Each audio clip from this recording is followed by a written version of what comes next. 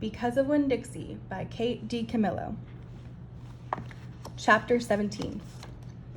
Well, Litmus came home from the war, said Miss Franny as she went on with her story, and found himself alone. And he sat down on what used to be the front step of his house, and he cried and cried. He cried just like a baby. He missed his mama, and he missed his daddy, and he missed his sisters, and he missed the boy he used to be. When he finally finished crying, he had the strangest sensation. He felt like he wanted something sweet. He wanted a piece of candy. He hadn't had a piece of candy in years. And it was right then that he made a decision. Yes, ma'am. Litmus W. Block figured the world was a sorry affair, and that it had enough ugly things in it, and what he was going to do was concentrate on putting something sweet in it. He got up and started walking. He walked all the way to Florida. And the whole time he was walking, he was planning. Planning what? I asked. Why, planning the candy factory. Did he build it? I asked. Of course he did. It's still standing out on Fairville Road. That old building? Said Amanda. That big, spooky one? It is not spooky, said Miss Franny. It was the birthplace of the family fortune. It was there that my great-grandfather manufactured the Litmus lozenge, a candy that was famous the world over. I've never heard of it, said Amanda. Me neither, I said.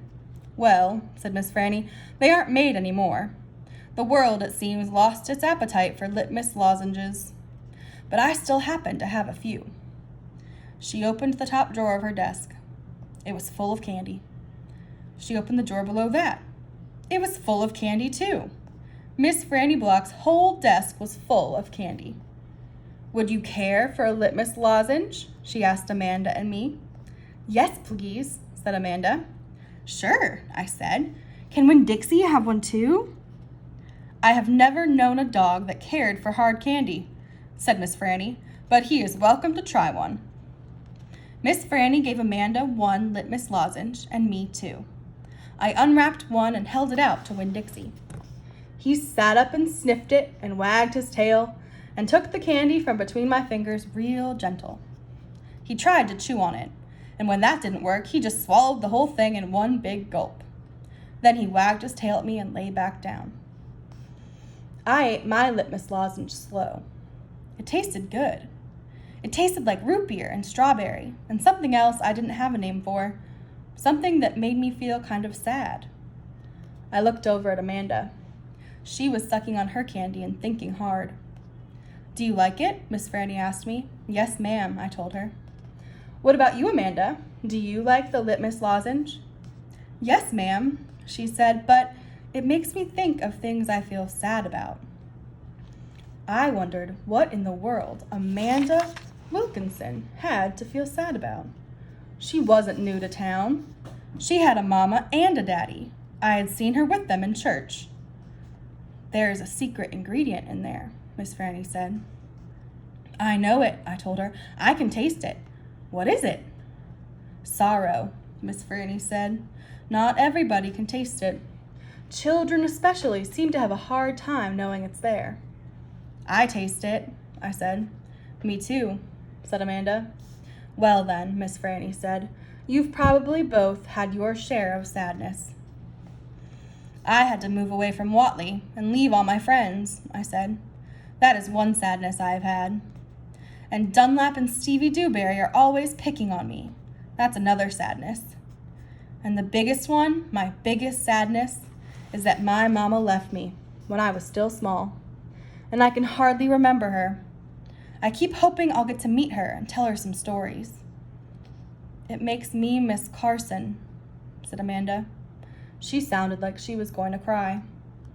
I have to go. And she got up and almost ran out of the Herman W. Block Memorial Library. Who's Carson? I asked Miss Franny. She shook her head. Sorrow, she said. It is a sorrow-filled world.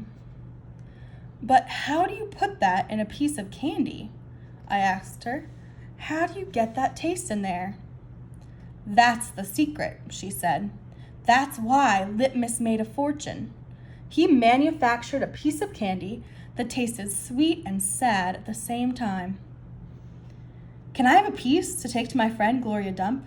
And another one to take to Otis, down at Gertrude's Pets? And one for the preacher? And one for Sweetie Pie, too?" "You may have as many as you want," said Miss Franny. So I stuffed my pockets full of Litmus lozenges, and I thanked Miss Franny for her story, and I checked out Gone with the Wind, which was a very big book. And I told Winn-Dixie to get up, and the two of us left and went over to Gloria Dump's. I rode right past the Dewberry's house. Dunlap and Stevie were playing football in the front yard, and I was just getting ready to stick my tongue out at them. But then I thought about what Miss Franny said about war being hell, and I thought about what Gloria Dump said about not judging them too hard. And so I just waved instead. They stood and stared at me. But when I was almost all the way past, I saw Dunlap put his hand up in the air and wave back. "Hey," he hollered. "Hey, Opal." I waved harder, and I thought about Amanda Wilkinson, and how it was neat that she liked a good story the same as I did. And I wondered again, who was Carson?